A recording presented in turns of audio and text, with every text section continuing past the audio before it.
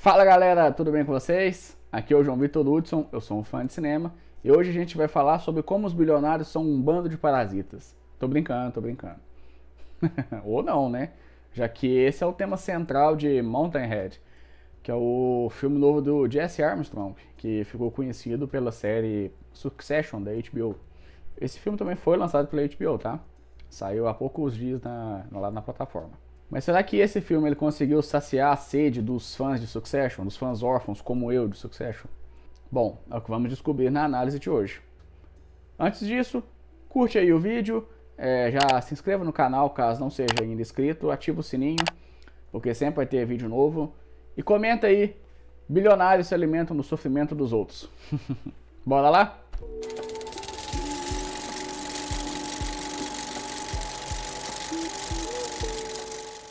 Sinopse. 4 amigos bilionários se reúnem em uma casa durante uma crise internacional. E o filme é 1h40 desses amigos, entre aspas, né? Debatendo o que eles vão fazer sobre essa crise internacional, essa mega crise que está acontecendo no mundo. É crise essa que talvez tenha sido provocada por um deles, tá? E cara, antes de mais nada, eu tenho que aplaudir a habilidade do Jesse Armstrong em escrever diálogos muito bons envolvendo pessoas que são detestáveis. Ele já fazia isso lá em Succession e continua fazendo isso aqui em Mountainhead. E é bom saber que essa habilidade, que não é todo roteirista que tem, tá? Essa habilidade dele tá intacta.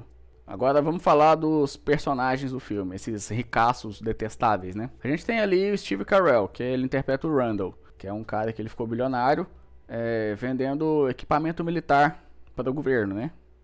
Não só para o governo dos Estados Unidos, mas ao longo do mundo aí. Ele é o segundo mais rico do grupo ali. A gente tem também o Corey Michael Smith, que interpreta o Venice.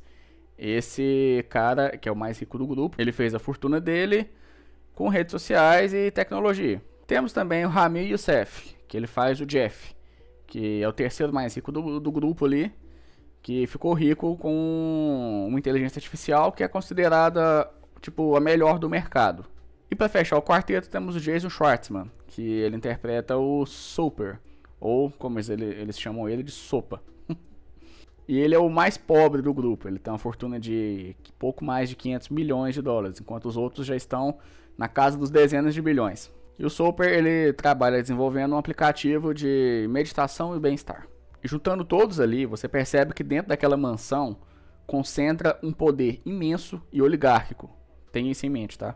Bom, Mountainhead, ele se encaixa na categoria de filmes que eu adoro, que é a de filmes que satirizam o poder. O exemplo mais famoso de todos talvez seja o Doutor Fantástico, né? Que saiu lá nos anos 60. E assim, não é todo mundo que curte esse tipo de filme. Eu entendo quem não curte, até mesmo dentro da cinefilia, muita gente não gosta. Um exemplo recente que a gente tem para citar é o Não Olhe Para Cima, que ele saiu ali no meio da pandemia, né? E a metáfora do filme se encaixou perfeitamente com a época que o mundo todo estava vivendo.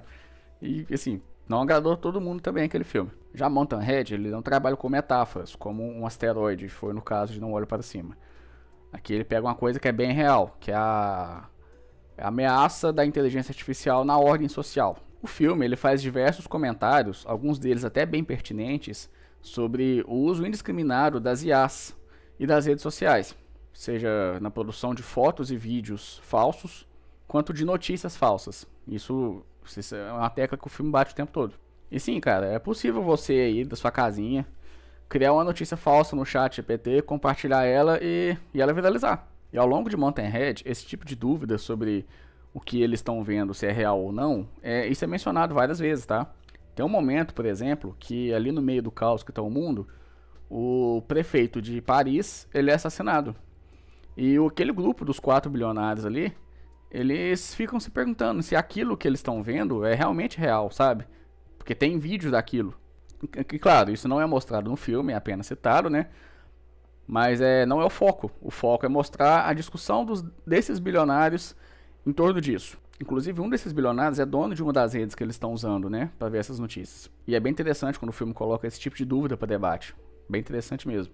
Outro ponto que me agradou demais no filme é sobre o quanto essa gente que tem mais dinheiro que nós, e eu duvido que algum bilionário vai assistir esse meu vídeo, sobre o quanto eles têm que se autoafirmar.